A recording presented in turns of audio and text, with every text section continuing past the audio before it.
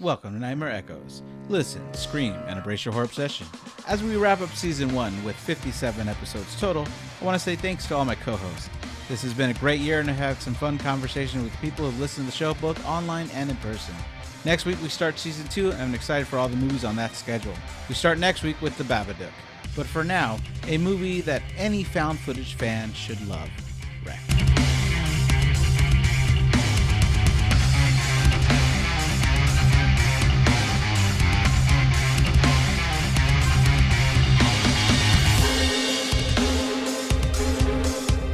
Hello, everybody. Welcome back to Nightmare Echoes. I'm Elazar. I'm joined again by Steven. Steven, how's it going?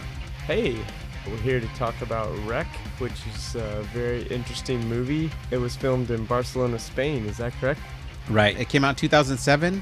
The American version came out, I don't know, a year later maybe, and it was called Quarantine, but I definitely prefer this one in Spain better. I think it was a really good concept, a good movie. It is directed by, I'm going to say them wrong, I'm sure, Jami Balaguro and Poco Palazza. They wrote it together with someone else named Luiso Berdijo. But the directors seem like really good friends. They're always trying to work together, which is kind of cool. It has a budget of $2 million and made $32.5 million on the box office. Interestingly, there's two versions of the movie, and I was trying to figure out the difference because I own both versions. Digitally, I own a version that is 1 hour and 18 minutes long. And on Blu-ray, I own a version that is 1 hour and 21 minutes long. And I was trying to figure out where the missing footage was because I was watching the longer one. And I was like, nothing new has happened. What is going on? And so I found a piece of trivia that says when they released it, originally, they released it at a certain shutter speed. And when they first released it, then they made edits. And the only edit they really did is they made it just a little bit faster by increasing the shutter speed by like 1. And it's enough to cut 3 minutes of footage. So the movie I have on digital is the same exact movie, but 3 minutes faster than the other one. That's interesting. It makes me wonder if they were using a certain standard when they filmed this, because it's from, 2007? 2007. So were they using like PAL with less frames per second? And Obviously our format for our DVDs and Blu-rays is the NTSC here. I'm not sure. So the film, if you're unfamiliar with it, is found footage. Angela is our reporter. She is filming this series, a TV show called While You're Sleeping. And she goes around recording different people that work throughout the night and what their job requires and what you might not ever know because you're sleeping. In this instance, she is at a firehouse and she is there to record. This film is found footage. Later on, it gets into some other crazy categories.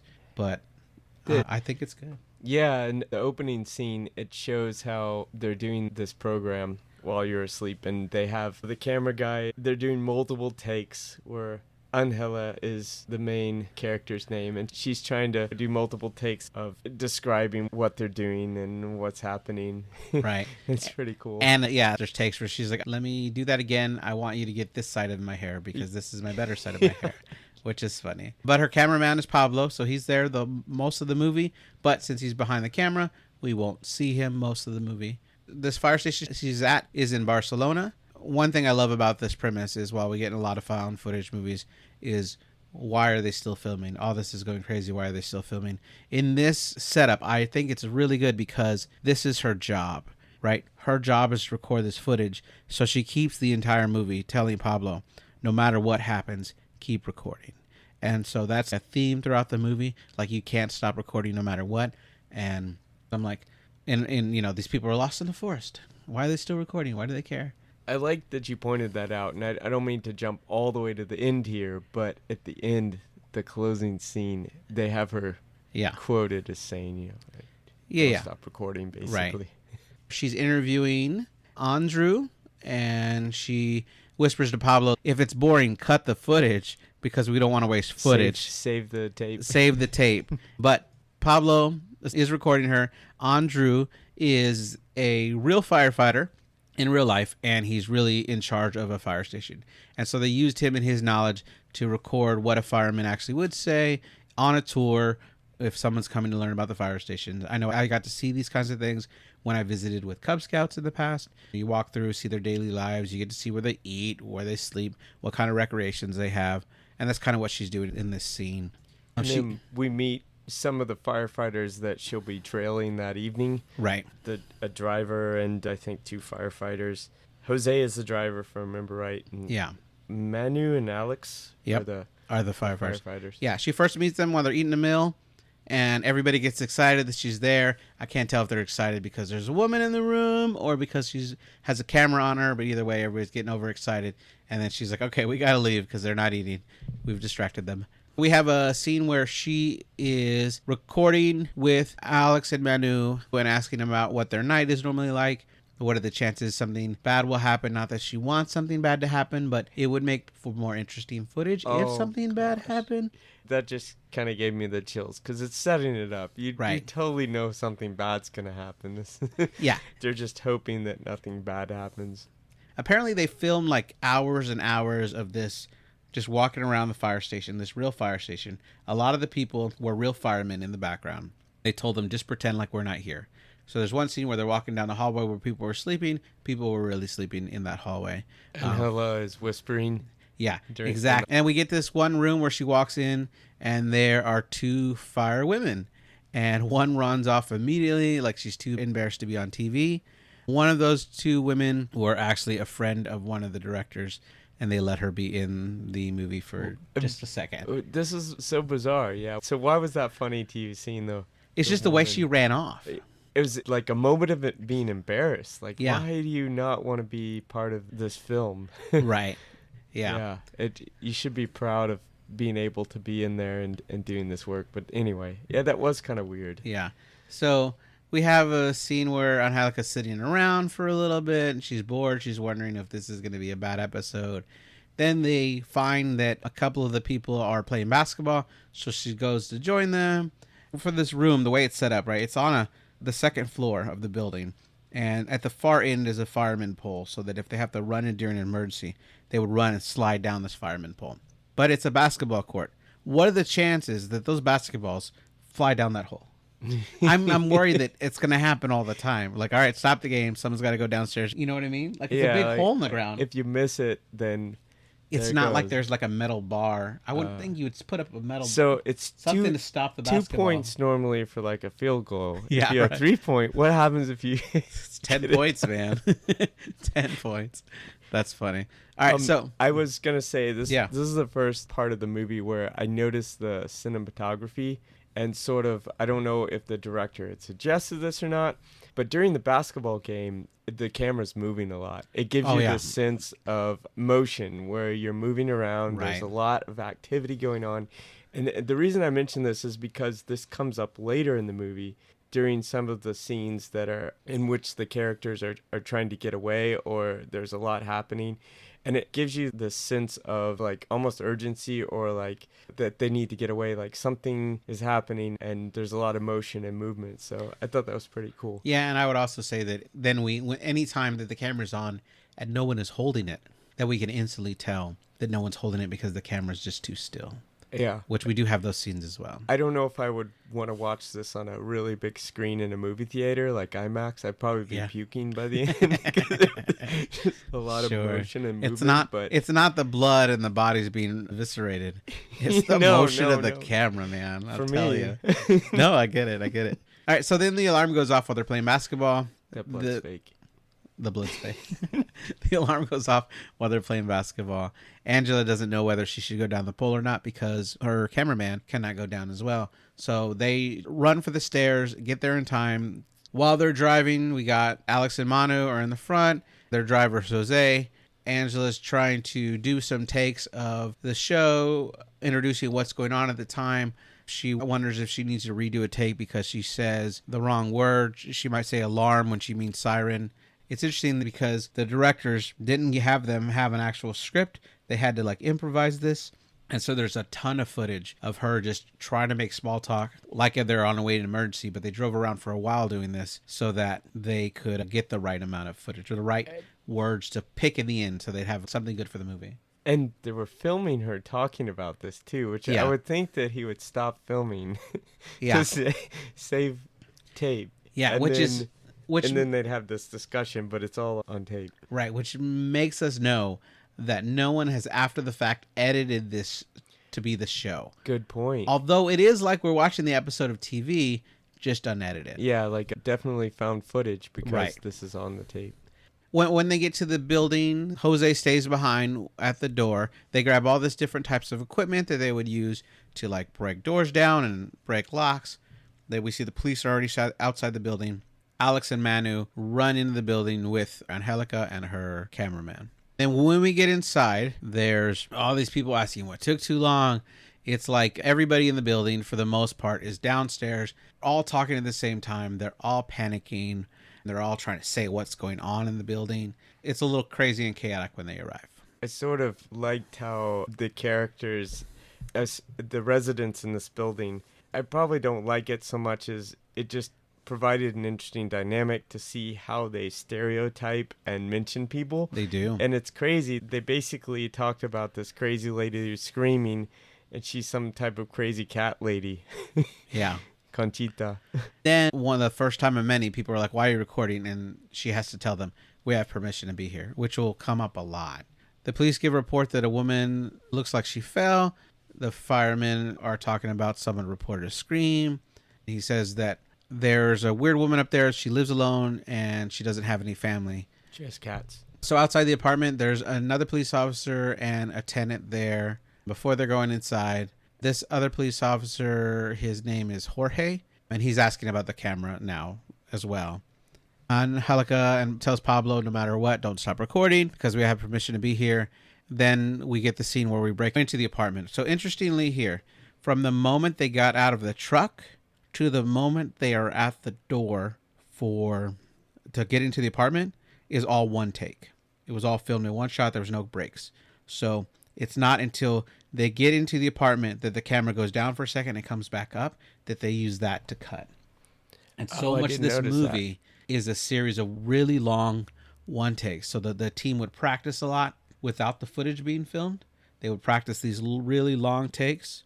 And then when they think they got it, they would run through the whole thing and just film the long one take. And a lot of the movie is long one takes after another. That's got to be really challenging. Sure. For the actors and actresses to Yeah. have to do that. Officer Sergio tries to shove the camera out, but Angela stands her ground. They get inside the apartment. They see a woman standing over in the corner, and it's a very dark room. The older police officer is trying to ask her questions, but she doesn't respond. He's trying to calm her down, too, a Right. little bit. I did hear these noises, though, in the background.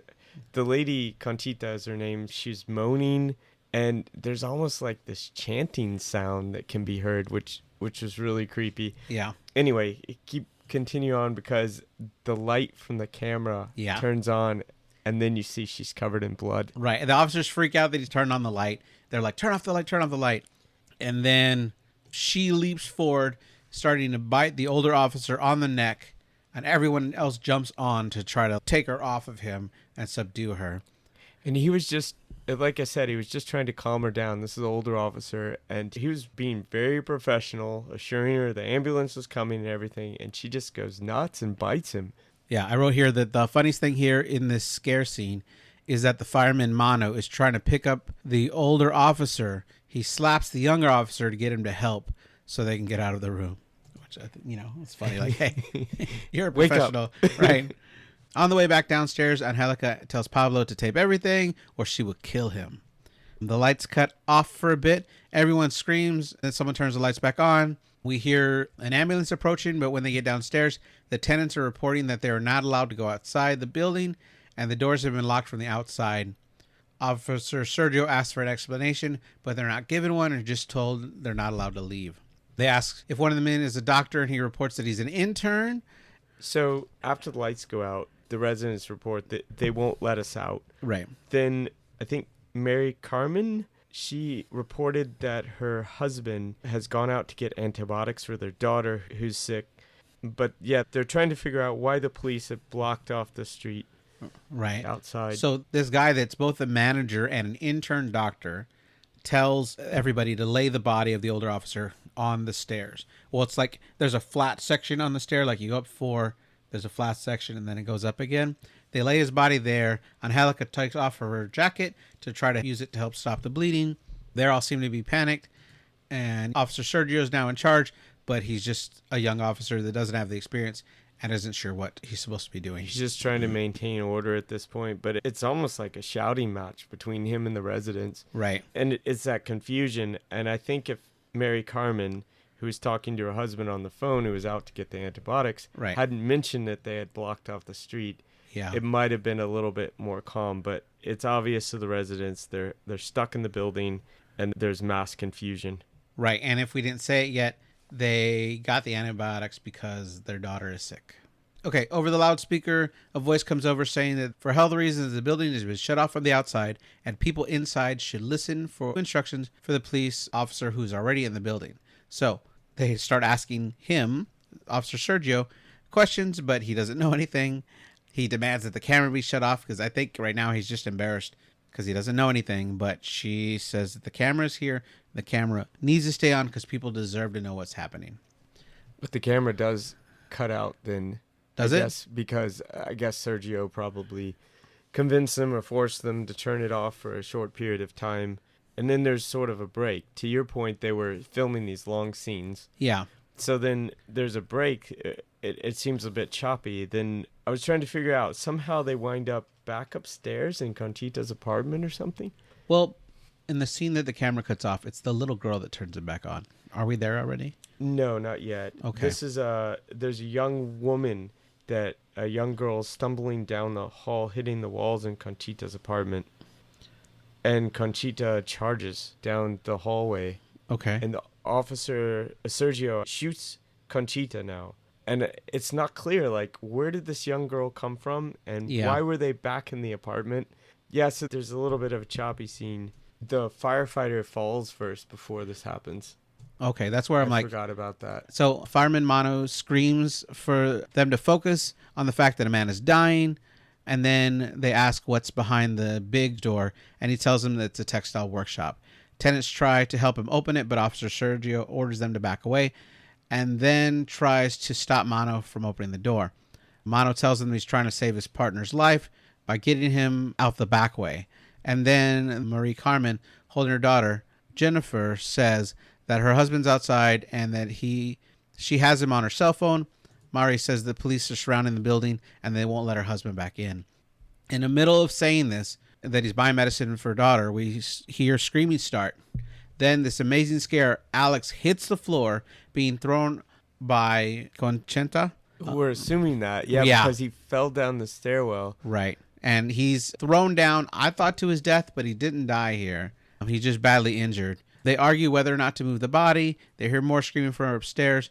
So Officer Sergio tells Manor to follow him upstairs before ordering everyone else to stay down there. Interestingly, in this scene, the director, because the tenants didn't always know what was going to happen when, you will notice that the officer is trying to push people out of the way. In hindsight, like watch, he's trying to push people out of the way of where the body will fall. So he's trying to clear space. So he knew but they had to wait for a moment that it was clear enough. Everybody was out of the way. So she's talking about medicine. She didn't know that a body was going to fall on the ground from floors up at this moment. So it was a real shock to everybody that's in the movie. They didn't know that it was going to happen, which is kind of cool. So yeah, the reaction of the residents is captured on film, the real life reaction to what happens. Yes. So this is where, those two men get back to Conchita's apartment. There's a little girl runs over and starts to scream. You're right in the fact that we have no idea where this little girl came from. Like a teenage girl, it looks like, or a younger woman, and she's running down the hall. But it's kind of bizarre because this is one of the beginnings, I think, of a long scene where they kind of cut off. They were downstairs and now they're upstairs back in Conchita's apartment, where it's not clear why. Right. And there's this young girl running down the hall, hitting the hall, stumbling. But then she falls over and they think she's dead already, even though she was just running and screaming. All right. Then Conchita is looking at them. She starts to charge them, and then the officer shoots her enough until she hits the floor. Of course, because we're seeing this is all caught on camera, He was saying it was a difficult choice. It's emotional. Yeah, Right. he's a younger officer, as you mentioned, so he's not as experienced. He's might have not ever shot anybody before, and he's distraught because he's had to shoot. Yeah, and then when he turns to see Pablo's recording, he lunges to attack him, and Mono pulls him away. He's mad that they're filming he's again. pissed off. Angela wants to play back the footage, and what we see here doesn't really work for found footage movies for me. We're actually seeing the tape being rewound. We're watching the footage playback, and then we jump down the stairs to later, so that fills in the time. Like while they're watching the footage, they were walking downstairs. But just because someone rewinds the tape, they're not recording the fact that they're rewinding the tape. They're just rewinding the tape. So I think agree with you there. that was weird, because if it's found footage, it should just continue. Right. Like, it should stop. They would rewind the tape, watch it, and then it would continue on from that point. But we wouldn't see them have watching the footage. I And then Cloverfield did it really well. When he rewound the footage they were watching, there was a jump in time where we saw the footage they were recording over. And so when we get back, it explains that he just fast forwarded it further so to make sure he didn't record over anything he already saw, and then record it again. So that Cloverfield did it well. Yeah. Like to explain Now, the footage. As far as the acting and sort of suspense during the scene, I thought it was great. The girl ran down the hall. We don't know where she came from. We don't know why she's in the apartment. Sergio is clearly distraught, and the actor's showing that after he shot her. His anger comes out about the filming, as we just talked about. And then Angela gets very emotional about whether or not Pablo got it on tape. So she's like, "Lo tienes?" which basically means you have it. Right. You have it. And she's like almost angry at him, like making sure that it's there. She wants to see it, but there's nothing she could do about it if it wasn't. Yeah. Like they couldn't say, guys, let's do it again. Right? But yeah, she's very emotional. She wants to make sure that they have it. Back downstairs, they finally got the textile door open, and the officer's trying to stop people from going in, but the tenants are like, you have no right to stop us. A lot of these scenes are interesting because the director told everybody what they're going to be saying, and they're allowed to just butt in and interrupt whenever they want, because that's what a real life situation would be in. Everybody wants to be heard. They're all going to say what they want to say, and it doesn't matter who's talking at the moment, because it's a disaster. People are just going to talk over. So it was chaotic while filming, but I think it paid off in the end. Angela is speaking to the cameraman as they run, saying that the 2 violent deaths have occurred and 2 more are injured. She's filming a segment, right, to like if she's introducing a new scene to the TV show. She goes on to say they've been locked in the building without explanation. And then we hear another loudspeaker say that BNC protocols have been put into place and they should not try to leave the building. Maria Carmen reports that her daughter Jennifer is getting hotter and needs medical attention. Angela demands to know what BNC protocol is, and Mano reports that it's a procedure used in biological, nuclear, or chemical situations. Which is interesting because in Spanish, BNC winds up being the same as English, because biological, nuclear, chemical, it just works out. Yeah, that's nice. Cool. Yeah. So the officer tries to get them back away in the hallway. The old man tenant starts saying that the TV, radios, and phones no longer work, and he wants an explanation of why. Maria Carmen says that they need to get her daughter outside, and reports that she has tonsillitis. No explanation on why they're locked down yet either. Right. The residents, the scene kind of sets the feeling that the residents, they're all kind of confused and bewildered and upset, as you were alluding to, that they were locked down with no explanation. Right. So the manager of the building, who is also a doctor intern, says that they should go to the second floor because he thinks they can break out through a small office up there. And he says that the concierge keeps a copy of the key, and he knows because he's the landlord, right? So this is where you find out he's not just a medical intern, he's also the landlord of this building. They go up there, they see the window of the office, but it's locked. So the guy just breaks through the glass to get the keys. And I think that was kind of funny that no one expected him. He's just like, just breaks through the glass. Officer Sergio tries to ask him what they're doing because he's in charge. And they respond saying, well, if you're in charge, then you must have known about this. Why didn't you tell us? And he says, what the hell is this? Which they tell him, you tell us, because he's in charge. But he doesn't know anything. He then tries to turn off the camera again, and Angela and Mano tell him that people don't need to know what the government is doing to them. This is where Officer Sergio pulls out the gun on them and orders them to go back downstairs to the workshop. Mano is able to convince him to put the gun away, and he apologizes and asks them to please go back downstairs. We cut to Angela giving an update on the situation, saying that it's near 2 a.m. They're still sealed and isolated, and then they go over the events at this point again. Then they get footage of the doctor intern giving medicine to the two sick men. It's a little gross. He puts a needle directly into the bite of the face of one of the victims. Then she asks the doctor intern if she could interview him, and he gives her an update on the victims and the limits of what he can do until a real doctor comes with more supplies. Angela tells Pablo that she wants to interview the other tenants and that if there's anything he doesn't like, he can just cut to save film. After they got the key, they try to break out upstairs. They were, yeah, and there was a scene where, I don't know why, I pay attention to these little noises that happen in these horror movies. I think some of these noises can be super creepy and haunt you later.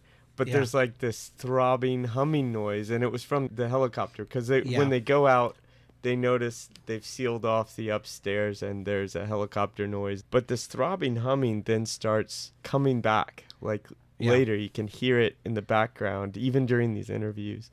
Yeah, and there was another loudspeaker there that spoke over the thing, telling them to not try to escape, or they might have to use lethal force. That voice was one of the directors this time on the loudspeaker, which I thought was kind of cool. Next, she interviews the little sick girl, and while she's trying to interview her, Maria Carmen keeps interrupting. This was the actress Maria Carmen's suggestion that a mother would do this because the mother would be like try to take over her child and never let her child speak kind of thing, and I think it worked really well for the character. During the interview, we find out she has a dog named Max, and Max is at the vet because he's also been sick. After that, they interview Maria Carmen by herself, and she sounds such like a Karen. She's like, I'm going to sue everybody. I'm going to write all the papers. Everybody's going to know what's going to happen, and I'm going to be able to give them all the proof they need. I think your name's Maria Carmen, not Karen. No, sorry. Oh, I know. I said Maria Carmen. Sounds like a Karen. Just playing. Maybe that's Karen in Spanish. I don't know. Yeah. Carmen, Karen, no. All right, then she interviews Caesar. He's the older man, and we instantly know that he has a prejudice against the Chinese people. He's so racist. Yeah, so racist. He says they eat funny. They did this feng shui thing to their stuff, and their stuff is too nice. They eat the raw food. And the way that the actor says it, you know, this is one of the times in the movie where I didn't necessarily like it, but it was an interesting character build-up to show these stereotypes. Sure. He also says that they yell back and forth all night in Chinese and Japanese, and I highly doubt that. Yeah. Like, why would they those languages? And this is interesting because at least where I'm from here, in Spanish they say chino, and it's such an encompassing, you know, like in American English we might say Asian or Asian American or something like that, but in Spanish they say chino, but that's not necessarily meaning they're from China. It means they're somewhere from Asia. Right. It's a very prejudiced term, I think. It sounds prejudiced to us in our language, I think. Oh, that's what it is. But I don't think to them it's meant to be. It just means Asian, basically. It just means Asian, right? And then he asks when the interview is going to start. And she's like, we've been recording this whole time. He was trying to make sure his hair was perfect. And I thought it was because he realized he said a bunch of things that could be construed as racism. But no, it's about his hair. Yeah. I was like, wanted to look good. He wanted to look good in person, not look good from his points of views. Then we see that they all meet up as a group. Officer Sergio tells them that the health inspector is about to enter, and they want to take blood samples from everyone inside to make sure if they have the virus. He mentioned, there's an infection in the building, and that's why the health inspectors come in. Right. So he wants to do a census to make sure that everyone's there. And then when it's Maria Carmen's turn, she starts talking about everything that's going on and every way she's been wrong. And he's like, hey, I'm just trying to take a census. We'll do that later. Like, you know, so she gets all mad because she was asked to be quiet again. When we get to the Japanese family, they find out that her father is upstairs in bed because he's been sick. And more blaming of the Chinos. Yeah, here. they all want to blame them. Sick. Yeah, exactly. But it's funny because the little girl there, Jennifer, is sick and her dog was sick, but no one wants to blame them. We find out who owns what apartment. The older couple starts arguing over what floor they live on. And this is great because the director really told them different floors so that they would argue their point about which floor, because they were confused themselves on what floor they're supposed to have lived on. And then we have the health inspector comes in wearing a hazmat suit. It's so dramatic when he comes in too. It reminded me sort of Steven Spielberg's scene in E.T. That's what I was going to say. Yeah. And then the first thing he does is shut the camera off. So we don't know what happens until the camera turns back on, obviously. And it's because the little girl, Jennifer, was poking around at the camera lens and she hit a button to turn it on. Yeah, and at this point, we notice there's a little sore next to the girl's mouth, which was a nice touch. Sure. Because now you're like, okay, she's sick. Her dog's sick. Yeah. She's got this sore. She's got this malicious grin on her face when she turned on the camera. It's, something else is up with her sickness. Right. And if we're going to jump to this, right, I heard people online claiming that anybody that says they saw this coming is lying because there's no way. And I'm like, well, does no one watch the original zombie movie that for today's zombies, which is Night of the Living Dead? Because the whole plot of that story is we have the sick girl that's just this innocent little girl that's sick. Don't worry about her. And then she turns out to be the sleeper zombie we've had the whole time. Mom is very defensive too. Right. It's a dead giveaway. It's a dead giveaway that this girl is going to be a zombie. So while I love this movie, I definitely saw that coming. And maybe it's because I love Night of the Living Dead so much. Yeah, that I can relate to that. That's a good point. I did see the girl as the potential vector, basically, to get this virus. Right. Or the infection to the people in the building. So, I just think that's funny that people are like, there's no way you could possibly have known this. And I'm like, it was covered in 1968's Night of the Living Dead. Of course I knew it. But anyway, so Angela and Pablo are having a conversation about the old woman. They don't realize that the camera's on. But when she grabs the camera, she picks it up and she notices it's already on and that the lens is dirty. They sneak over to where the health inspector is, examine the sick policemen and firemen. Mono notices them and tells Sergio to shut the door. So they run over to this window scene where he has to stand on these boxes, and there's a really tall window, these small little windows with a gap open. So he puts the camera up there, and they're trying to be quiet. And Angela, I love Angela, but in this scene she was infuriating me because she's like, hey, what's going on? Tell me. He's like, shh, you gotta be quiet. Shh, you gotta be quiet. And she's like, I need to know what's going on. Then she should have been the one standing up there recording. Pablo's the one just filming it. He's just filming and trying to be quiet. But she's making a lot of noise. Cameraman. I know. She's making a lot of noise. She's driving me nuts in this scene, though. We see, as they're working on the bodies, that one of the bodies grabs one of the men in there, starts to bite them. But they were doing something to the bodies. First, they were handcuffing them down. Right. In the scene that when Pablo was filming and Angela couldn't see it, they were handcuffing these bodies down. And then I guess they were trying to inject them with something. I was trying to figure out what the health inspector's goal was here. Was he trying to kill these people with this that were infected? Was he trying to cure them? I don't know. Was he just trying to isolate them so that they didn't hurt anyone? But yeah, it was too late by then. Once one of them got up and bit the other person, it was too late. Right. The health inspector tells them to run for it. They see people running out of the room. Mono is upset because they locked the doctor inside, but the health inspector says that he was bit, so they can't help him anymore. It was the doctor who got bit. Okay. Right, yeah. And the health inspector says it spreads through the saliva. And Angelica says there's no way they can know for sure that he was bit. The health inspector tells them that if he's not infected, the infected are handcuffed. And so if he isn't bitten and he doesn't get near them, he'll be fine. Mono asks how long it takes to transform. The health inspector says there's so many factors that would contribute to that, one being blood type. But then inside the opaque door, we see like bloody hands on it. So it feels like he's already transformed. Then they run out and close the large garage door for the textile area. Mono demands that the health inspector tell the people what's going on. And he says he's not authorized. And Mono says that that's bullshit because he just killed a cop to save his life and they need to stop this madness. The health inspector then takes off his mask, which tells me he knows that it's not in the air. He's showing everybody that it's not an airborne thing. But he tells them they got a call from a vet who had a dog with an unknown disease. The dog went into a coma, but a few minutes later came out of it and was aggressive and started attacking the rest of the animals in the clinic. After taking many tranquilizers to subdue it, they use the tracking chip to state that the dog lives in this building. Angela asks if the dog is named Max, and he tells her yes. Everybody backs away from Maria Carmen and Jennifer because now it's obvious it was their dog. It was the girl, yeah. Right. And by this point, the girl's looking really gruesome. Her skin color has changed, and she bites a man.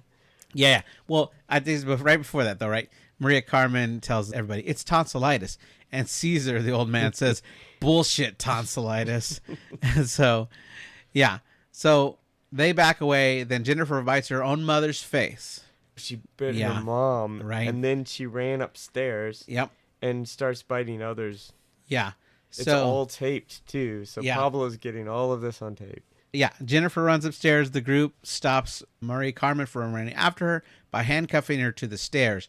Then they run up trying to inject the girl with something, which I assume was going to kill her. That's what I was wondering. Was the health inspector trying to kill these people who were infected or tried to treat them? It's hard to say. Angela turns to Pablo again and tells him to record everything, and Pablo runs up with the group. On the way up, Officer Sergio is still trying to tell them to turn off the camera. Back at the original old woman's apartment, they notice there's 2 bodies no longer there where they left them. Officer Sergio pulls out his gun. Conchita is still walking around. The original old lady that they were called to the building about. Yeah.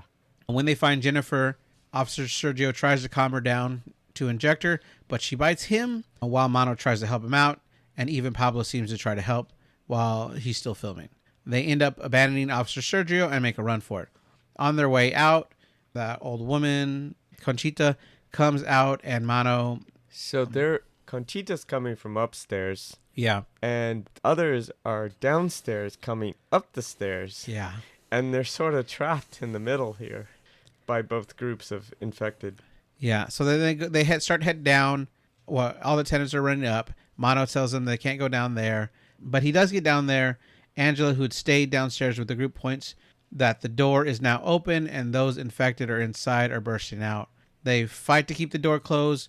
Maria Carmen demands to be freed, and for some reason the group tries, though they don't have the key. They run upstairs, and Caesar lets them into his apartment, so we have Mano, Angela, and Pablo there with Caesar. Angela starts to freak out because they let Maria Carmen get eaten by those infected. Mano wants to make a plan to get out, but Caesar says he thinks if they just sit there, they could sit there in safety and wait for someone to get them. Angela starts screaming that no one is coming for them because they just don't care about them. This is where Caesar points out that they have to come, and he shows the group that the health inspector is in the hall connected to his apartment. It's really weird. Like, how is his apartment connected to the same room that the health inspector was in? Yeah. I didn't get that. But he's connected to this room. There's these bars that are kind of closed in the hallway out. Caesar tries the window, but this helicopter tells him to back away or they'll take drastic measures. And this whole time, Angela is crying. Caesar remembers that he might know a way out and says that there is an underground basement that has a manhole access that connects to the sewers. He says the only problem is the cover is reinforced, but the landlord has a key in his apartment.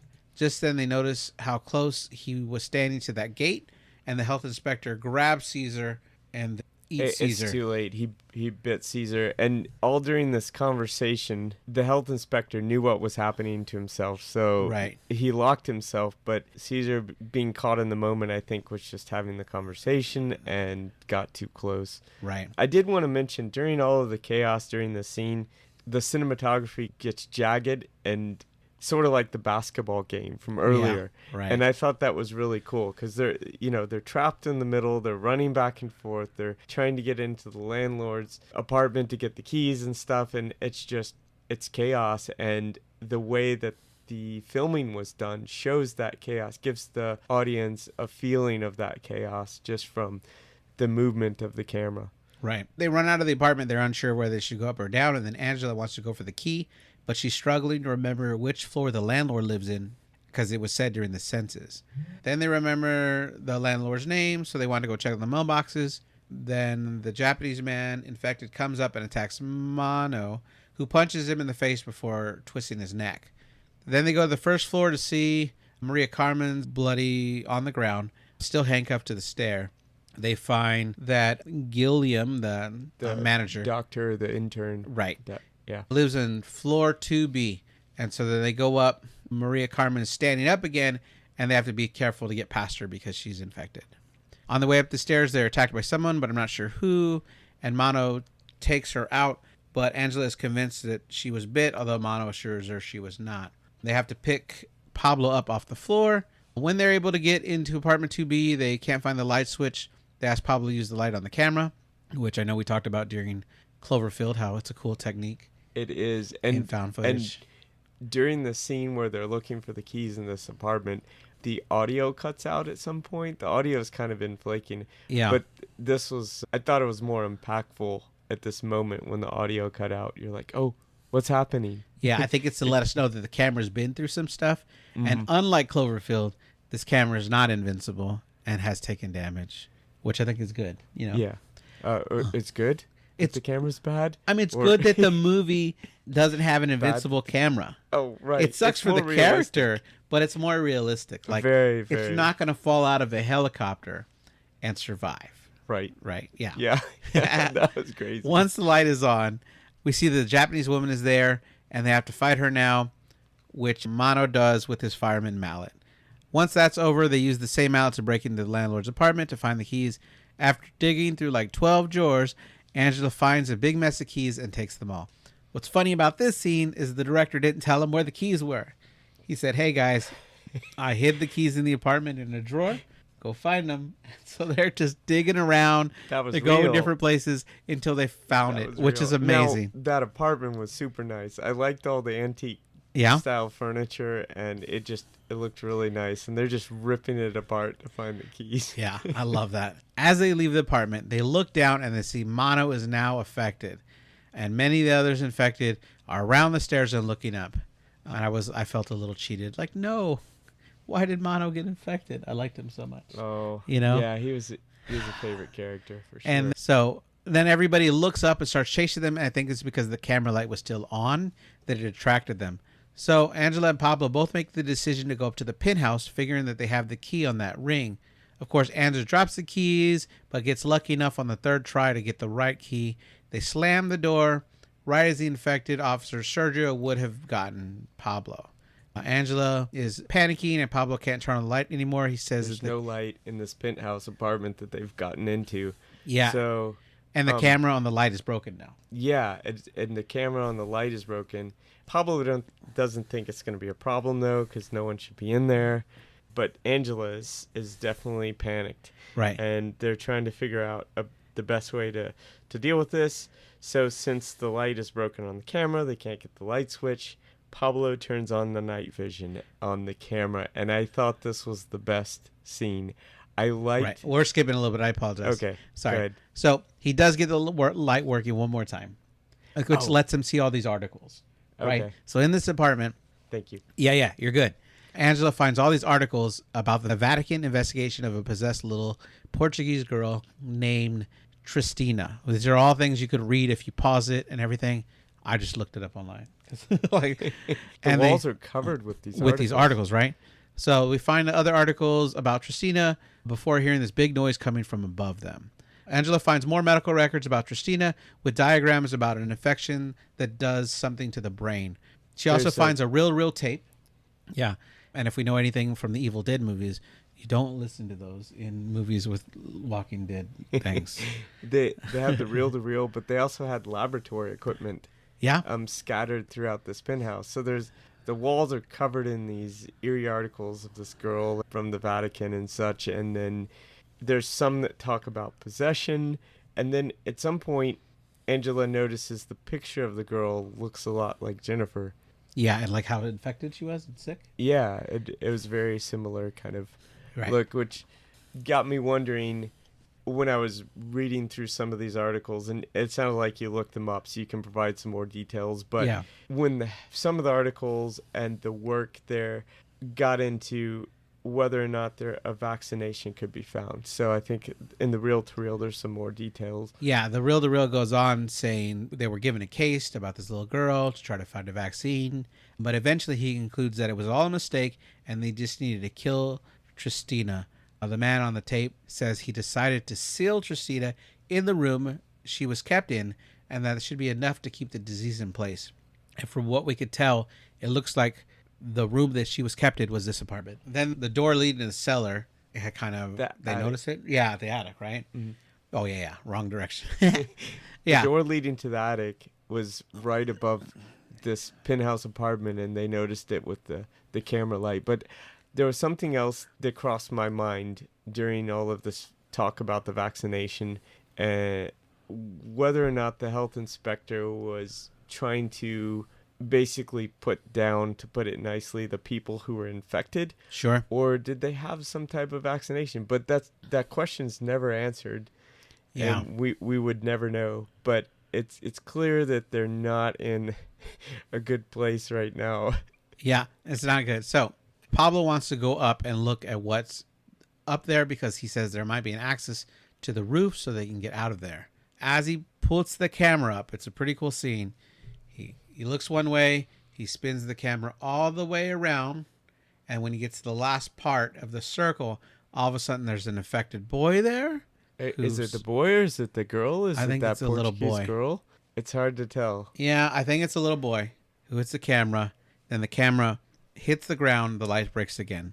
Oh, Right. yeah, This is no where, light. right, And yeah. so now comes my favorite scene, because I loved how the cinematography was done here with the light off. They were able to turn the night vision on, and the night vision scene is done really well. So one of the things about this night vision is you have to be pretty close to the subject usually to get a good picture. And it makes me wonder if they selected Angela as the actress based on her eyes, because when the night Yeah. vision hits her, when the infrared hits her eyes and reflects back to the camera, her eyes look so creepy. Yeah. Well, They they're look all really they're great. super dilated because the actress really couldn't see. They didn't fake this in post. They really had her in a dark room, and the only light was from the camera screen that he could see, or I mean through the hole that he could see what she looked like. So she couldn't see anything, and her eyes are dilated because there's nothing to see. So the directors would want people to know that's proof that they did it in the dark because the way her eyeballs are dilated. But the way that it Yeah. looked, like I've filmed a few with my old camera Yeah. with the night vision, and the way that her eyes looked in the night vision, I thought was incredible, and the way that the actress was showing like how panicked she was, it added to the scene, and Right. that's when you see the dark silhouette of this boy or girl or creature. Well, Like, so I think they're both there. So that one oh, you boy think looked there's a boy and a girl, right? And this girl the looks way Portuguese taller. girl. She looks like an adult now. Mhm. She's walking around, but that little boy, it looked like a little boy. But she looks like this creepy, lanky, tall, evil creature now. And it's all Oh. done with the night vision on. Yeah, And you see, so like you're seeing these also creatures naked. and people off in the distance Yeah. with this night vision. It's hard to see, but really what you see up close is Angela in her panic. yeah, and the monster's tall, lanky, naked, and carrying a hammer. A hammer, Yeah. that was crazy. So they're trying to, Oh, yeah, move around. Angela accidentally makes some noise, which gets Tristina to move her way. Angela hits something in the dark. Pablo tells her to run, but she can't see. And somewhere, Tristina attacks Pablo, and the camera hits the ground. Angela then picks up the camera and sees Tristina attacking Pablo, which we don't get many shots of Pablo on screen. So, there are few, but we get to see him here. She screams and Tristina comes for her. She drops the camera and it's looking at her now. Like it slid away, it's looking at her. And she's crawling towards the camera. And then what I feel like is a very iconic shot. She's looks right into the camera and she's pulled away in the darkness. And then her voice says, "Pablo, record everything for fuck's sakes." And the credits roll. Wow. Yeah, that was a great ending. I love the ending. Oh, I was also wondering, so in the late stages of this infection, you go from biting to picking up tools and weapons? I guess so. You get more intelligent. That's kind of like Resident Evil, right? As it goes on, the disease things get more and more intelligent and complicated. Maybe. Now, since this was filmed in Barcelona, Spain, the entire movie is done in Spanish, of course. And Right. I loved the Spanish.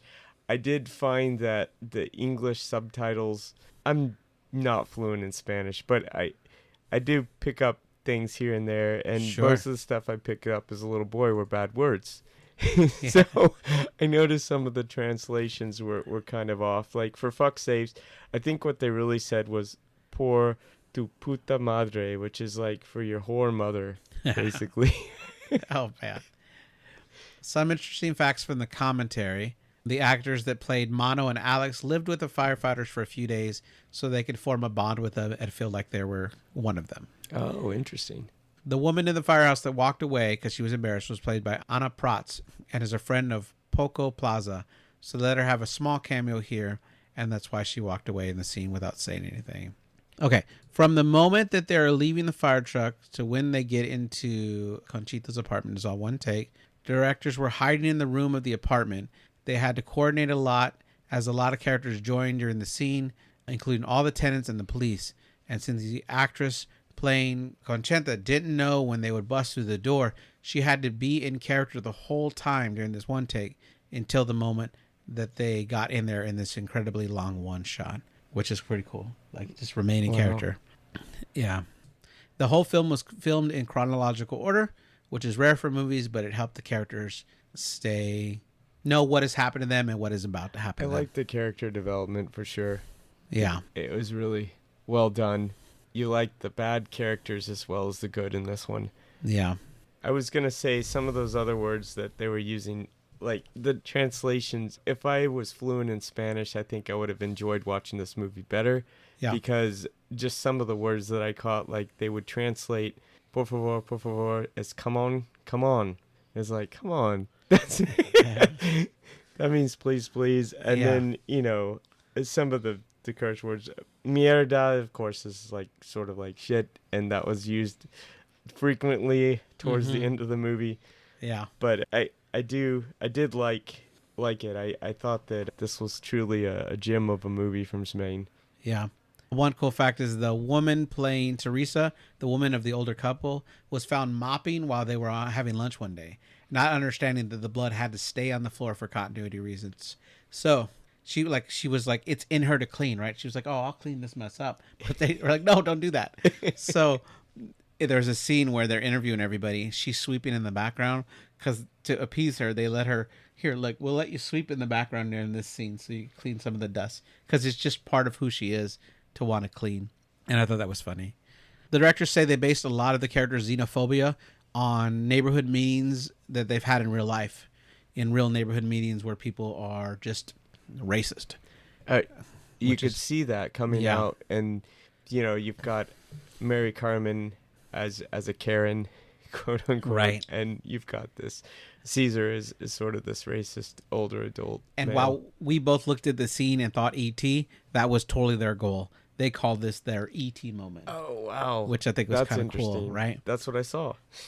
They said that they based a lot of this on things that happened or inspired by the game series Resident Evil, where the characters would find random newspaper clippings of events that explains what's happening without like having a cutscene, right? So in Resident Evil, you're walking through this police agency or a mansion, and you might find a news article, and that news article is telling you about the events that are happening in the world without them having to have like a major exposition scene to explain it, which I thought was kind of cool.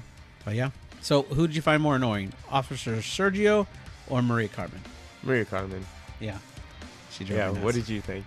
Yeah, I know. They both drive me crazy. I was so annoyed that they kept trying to turn off the camera, though. Like, everybody's like, why is this camera on? Why is this camera on? Yeah. But it worked. I thought it was a good movie. There's 4 of these. I've only seen the first one. I own all 4. I just haven't made time to watch the other 3 yet. But yeah. Thanks for being here, Steve. Yeah. Adios.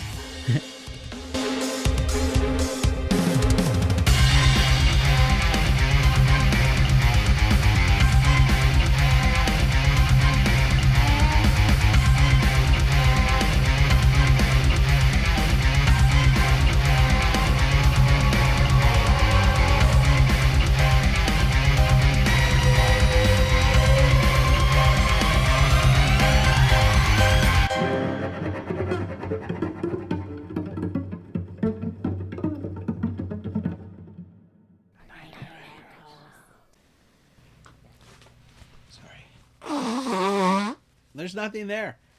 Oh, it's that time of the year. Yeah. We just got over a cold last week. Yeah, I'm sorry. Okay. All right. That's all right.